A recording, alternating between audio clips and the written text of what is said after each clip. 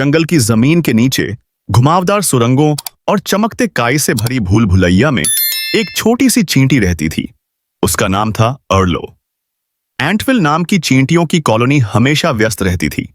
काम करने वाली चींटियां खाना ढोती थीं, सैनिक चींटियां पहरा देती थीं और देखभाल करने वाली चींटियां बच्चों की देखभाल करती थीं। लेकिन अर्लो वो अलग था। वो सिर्फ रोटी के टुकड़े उठाने या लाइन में चलने के लिए नहीं बना था। उसे साहसिक यात्राएं पसंद थीं। वह अक्सर पुराने पत्तों पर लिखी कहानियां पढ़ता, खासकर उस जादुई पेड़ के बारे में जिसकी पत्तियों से एंटविल में सारा खाना ताजा और सुरक्षित रहता था। लेकिन वो पेड़ अब कई मौसमों से गायब था। एक सुनहरी सुबह अर्लो ने रानी चींटी के कक्ष में एक गंभीर बातचीत सुनी। आखिरी खाना भंडार अब लगभग खाली है, एक सैनिक चींटी बोली। जादुई पत्तों के बिना हम ठंड के मौसम में जिंदा नहीं रह पाएंगे, एक और बोली। वो पेड़ तो अब खो गया है, रानी चींटी ने दुख से कहा। लेकिन अर्लो की आंखों में उम्मीद की चमक थी। अगर मैं उसे ढूंढ लाऊं तो, अर्लो बोला। कमरा एकदम शांत हो गया। तू तू तो मुश्किल से एक रोटी का टुकड़ा उठा सकता है, एक बूढ़ी चींटी हंसी। तुझे तो पहली ही घड़ी में कोई चिड़िया खा जाएगी। पर अर्लो डरा नहीं। उसी शाम उसने बीजों से भरी छोटी पोटली तैयार की, एक पत्ते की टोपी पहनी, अपने लार्वा भाई बहनों को गले लगाया और कॉलोनी से ऊपर की दुनिया की ओर रेंग गया। बाहर की दुनिया बहुत विशाल थी। घास के तिनके उसे पेड़ों जैसे लगते थे और कंकड़ पहाड़ों जैसे। अर्लो सूरज की किरणों और खुशबू की पगडंडियों का पीछा करते हुए सासेडस आगे बढ़ा। अचानक उसके सामने पहली बड़ी चुनौती आई, केंचुए वाली नदी। हमारे लिए तो एक कीचड़ भरी धारा थी, लेकिन एक चींटी के लिए यह नदी बहुत बड़ी और डरावनी थी। अर्लो को तैरती हुई एक पंखुड़ी दिखी। बिल्कुल सही, उसने मुस्कुराते हुए कहा। उसने एक टहनी को चप्पू बनाया और पंखुड़ी पर बैठकर नदी पार करने लगा। लेकिन पानी तेज था। एक बड़े पत्ते से एक बूंद गिरी। छपाक! अर्लो पंखुड़ी से फिसल गया, लेकिन उसने किनारा थामे रखा। घूमता घूमता पंखुड़ी नदी के किनारे लगी और अर्लो भीगता हुआ किनारे पर गिरा। एक कदम और करीब, उसने हंसते हुए कहा। जंगल की पगडंडी कीचड़ भरी थी। अर्लो के पैर थक चुके थे। तभी उसे एक विशाल घोंघा दिखा जो धीरे धीरे चल रहा था और उसके पीछे चमकती हुई लकीर थी। क्या मैं इस पर सवारी कर सकता हूं? अर्लो ने सोचा। वो धीरे से घोंघे की खोल पर चढ़ा और कसकर पकड़ लिया। सफर धीमा था, पर चलने से बेहतर था। कुछ देर के लिए तो अर्लो को हवा का मजा आया, लेकिन तभी घोंघा एक गड्ढे में फिसल गया। अर्लो हवा में उड़ा और कीचड़ में आ गिरा। शॉर्टकट गया काम से, उसने अपनी एंटीना से कीचड़ पहुंचते हुए कहा। फिर भी उसने काफी दूरी तय कर ली थी। उसी दिन बाद में अर्लो एक सूखे पत्ते के पुल पर चल रहा था, तभी आसमान में एक छाया दिखी। एक गौरैया फड़फड़ाती हुई नीचे झपटी। अर्लो ने पूरी ताकत से दौड़ लगाई। चिड़िया की चोंच उसके पीछे झपकी। बस कुछ इंच दूर अर्लो ने एक पेड़ की छाल की दरार देखी और झट से उसमें घुस गया। थक थक! चिड़िया ने कोशिश की, लेकिन अंदर तक पहुंच न सकी। उफ, छोटा हूं पर तेज भी हूं, अर्लो ने सांस लेते हुए कहा। चिड़िया उड़ गई और अर्लो फिर से सफर पर निकल पड़ा। थोड़ा डरा हुआ, लेकिन पहले से ज्यादा दृढ़। आखिरकार अर्लो एक पत्थरों की पहाड़ी पर चढ़ा और देखा, ऊपर खड़ा था जादुई पत्तों वाला पेड़। उसकी शाखाएं हरी और सुनहरी चमक में नहाई हुई थीं। लेकिन खतरा पास ही था। एक विशाल काले भृंग बीटल ने उसकी जड़ों को कुतरना शुरू कर दिया था। नहीं, ये पेड़ नहीं गिर सकता, अर्लो चिल्लाया। वो दौड़कर भृंग की ओर गया, उसके पैरों के बीच से फुर्ती से निकला। फिर उसके दिमाग में एक योजना आई। अर्लो भृंग की पीठ पर चढ़ा और एक सूखी घास की डंडी से उसका पेट गुदगुदाने लगा। भृंग इतनी जोर से हंसा कि लुढ़कता हुआ पहाड़ी से नीचे चला गया। अर्लो पेड़ से लिपट गया और धीरे से बोला, मैंने तुम्हें पा लिया। पेड़ जैसे उसकी बात समझ गया। उसकी एक चमकती हुई पत्ती नीचे गिरी और धीरे से अर्लो की बाहों में समा गई। पत्ते को छूते ही अर्लो की बीज पोटली अपने आप भर गई। उसमें बीज, टुकड़े और चमकते बूंदें थीं, जो एंटविल को महीनों तक भोजन दे सकती थीं। अर्लो ने पीछे मुड़कर पेड़ को देखा। अब घर लौटने का वक्त है। वापसी का सफर तेज था, मानो जंगल खुद रास्ता बना रहा था। नदी में एक सूखी लकड़ी थी, चिड़िया गायब थी और घोंघा फिर से रास्ते में मददगार बन गया। जब अर्लो एंटविल लौटा तो उसके हाथों में जादुई पत्ती थी। सारा कक्ष हैरानी से भर गया। रानी चींटी ने वो पत्ती भंडार कक्ष में रखी। वो चमकी और अगले ही पल सारा खाना भंडार ताजा खानों से भर गया। हवा में मीठी महक फैल गई। तुमने एंटविल को बचा लिया, रानी बोली। अर्लो जिज्ञासु नहीं, अब अर्लो बहादुर कहलाएगा। सभी चींटियां तालियां बजा रही थीं। अब कोई भी अर्लो का मजाक नहीं उड़ाता। वो फिर से रोटी उठाने नहीं गया। अब वह मुख्य खोजी चींटी बन गया, जो युवा चींटियों को नए सफरों पर ले जाने लगा। और एंटविल की हर छोटी चींटी ने उसकी कहानी सुनी, उस छोटी चींटी की जिसका दिल सबसे बड़ा था।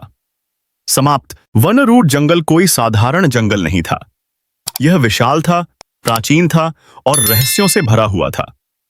दूर दूर के जानवर इसकी छिपी झीलों, चमकते कुकुरमुत्तों और उन पेड़ों की बात करते थे जो हवा में नाम फुसफुसाते थे। लेकिन इस जंगल के दिल में रहने वाले 4 दोस्तों के लिए यह दिन किसी आम दिन जैसा ही शुरू हुआ।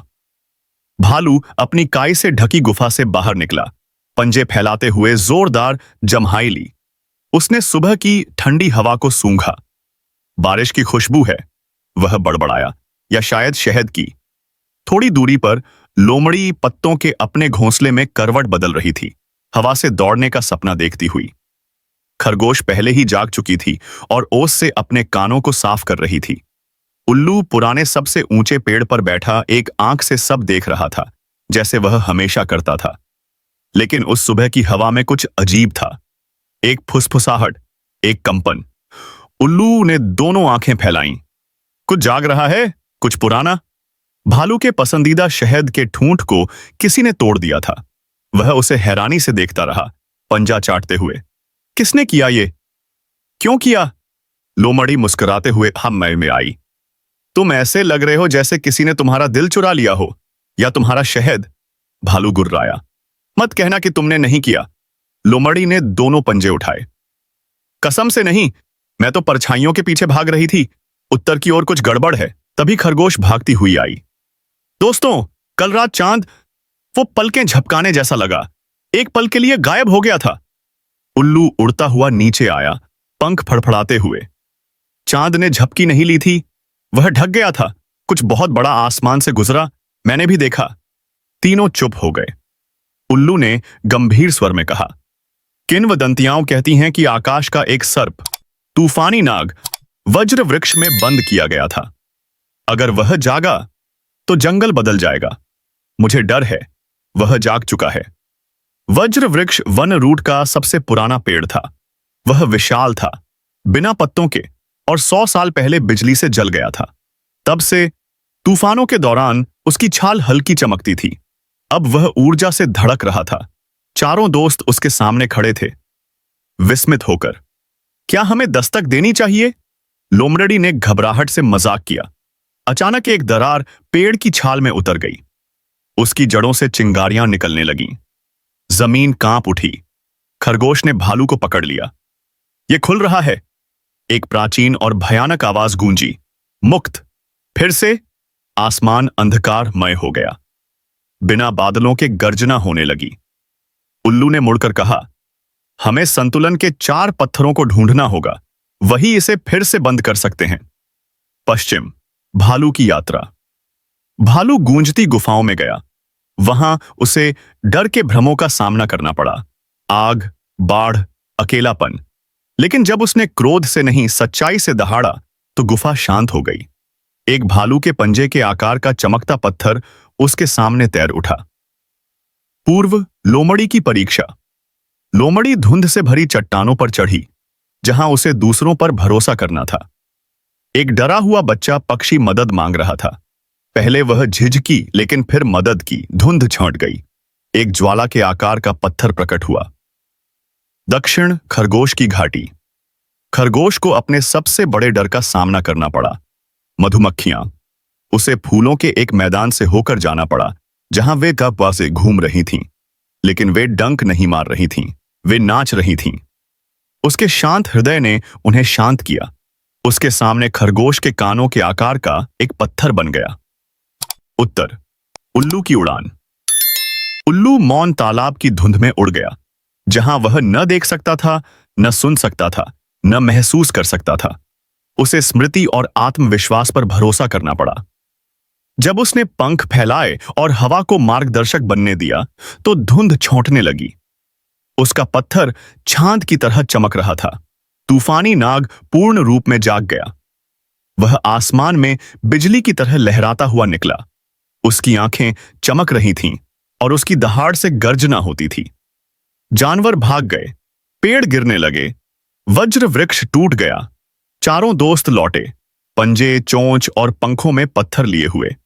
उल्लू चिल्लाया, पत्थर रखो, अभी! वे चारों कोनों में भागे। पत्थर चमकने लगे। एक उज्जवल घेरा वज्र वृक्ष के चारों ओर बना।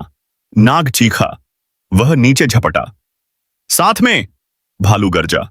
उन्होंने पंजे जोड़े। जंगल मजबूत, दिल शुद्ध, तूफान अब नहीं, वापस जाओ जहां से आए थे। एक चमकदार प्रकाश फैला। नाग गायब हो गया।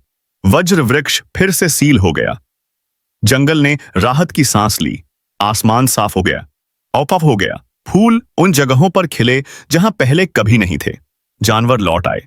भालू ने एक शहद साझा करने वाली झोंपड़ी बनाई। लोमड़ी ने खेलों का आयोजन शुरू किया। खरगोश ने बच्चों को बहादुरी सिखानी शुरू की। उल्लू फिर से अपनी चौकी पर बैठ गया, लेकिन अब मुस्कुराहट के साथ।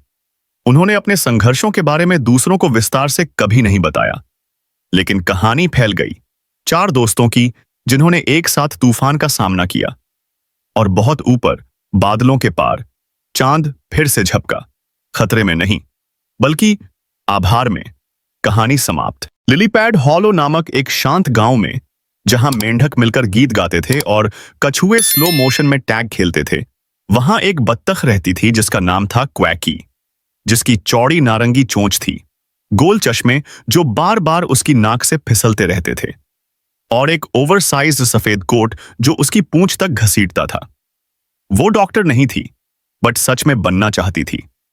हर सुबह क्वैकी तालाब के किनारे जाती, हाथ में नोटबुक लेकर जानवरों की बीमारियों से लिखती। छींके मारता गिलहरी, जरूर पेड़ की धूल होगी। जंभाई लेता दरियाई घोड़ा, शायद थकावट रोग। खुजली करता साही, कांटेदार खुजली सिंड्रोम। उसने अपने खुद के दवाओं के नाम भी 22 बनाए। Feather fix syrup, hop drop lotion, sniffle स्टनफ 20 बील्स।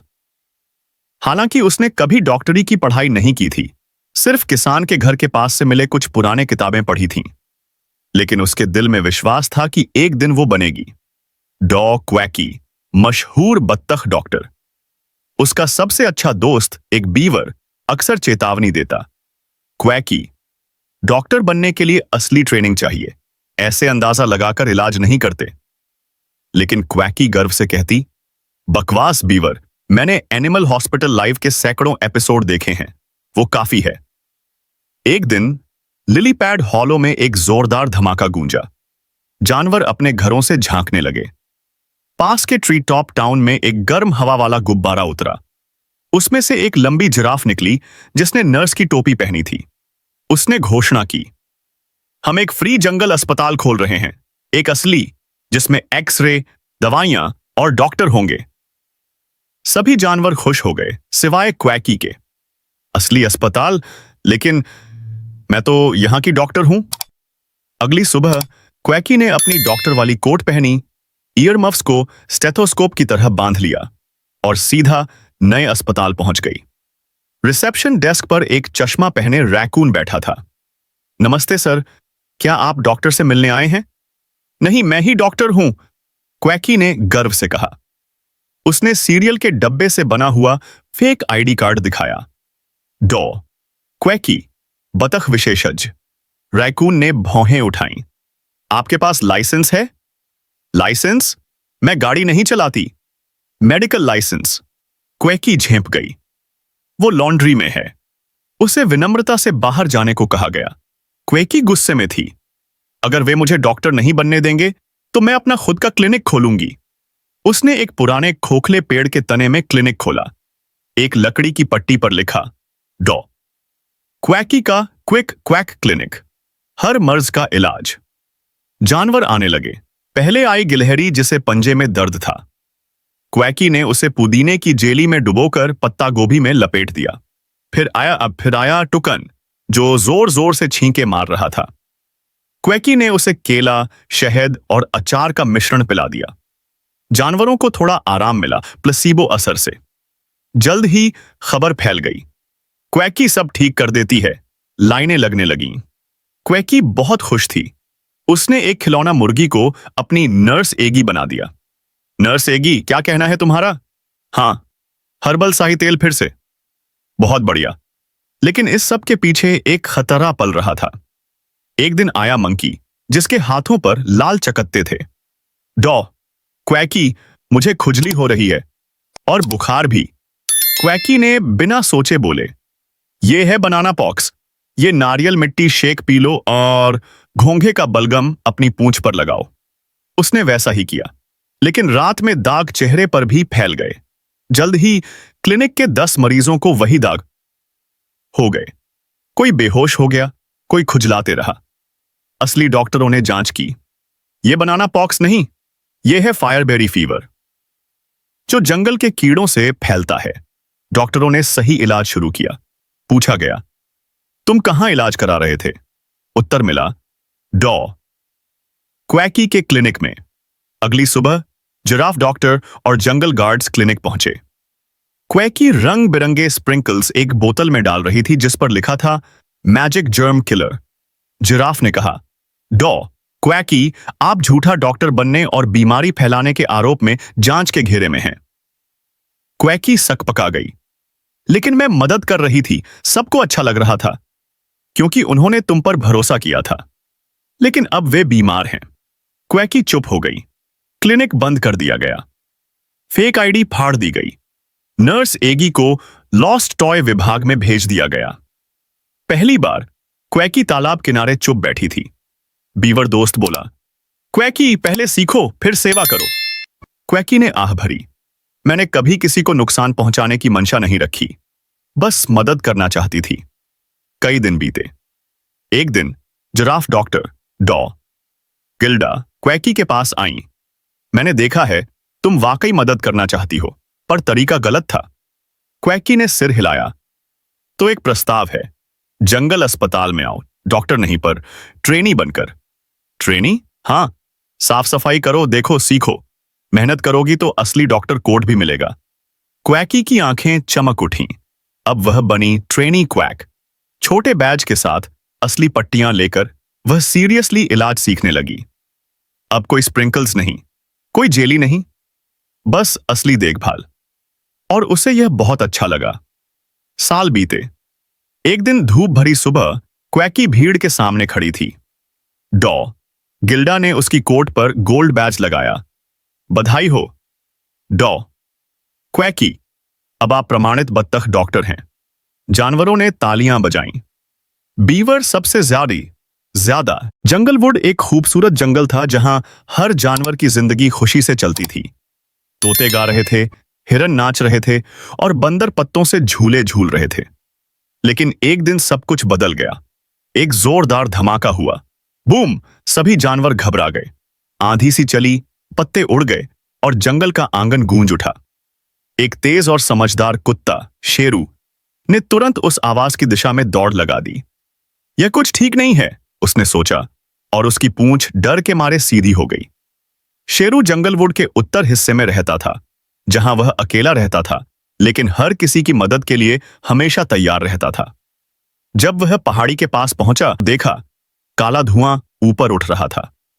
यहां तो बच्चे जानवर खेलने आए थे, शेरू ने चिंता से सोचा। उसने तुरंत अपनी जंगल रेस्क्यू टीम को बुलाया। मीमी, जंगल की सबसे तेज और चालाक चिड़िया। बबलू, जंगल का सबसे समझदार और हंसमुख बंदर राजा। एक भारी भरकम लेकिन नेक हाथी शेरू ने भौंकते हुए कहा, दोस्तों, जंगल के बच्चे मुसीबत में हैं, हमें कुछ करना होगा। सबने हाँ में जवाब दिया और एक सच्चा मिशन शुरू हुआ।